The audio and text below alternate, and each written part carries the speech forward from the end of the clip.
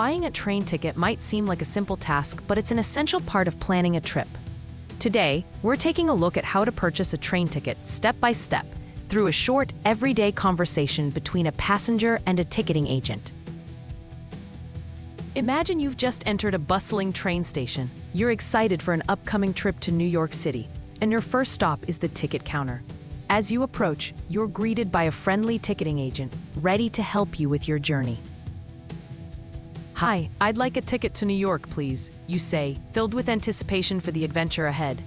The ticketing agent nods and smiles, asking a crucial question: one way or return?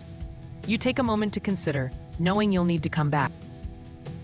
"Return, please," you reply, deciding on the best option for your travels. As the agent prepares your ticket, you're curious about the train schedule. After all, timing is everything when it comes to travel.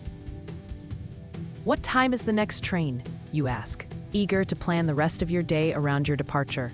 The agent, well-versed in the train timetable, promptly responds at 9:30 a.m. Perfect, you think. Enough time for a coffee before hitting the rails.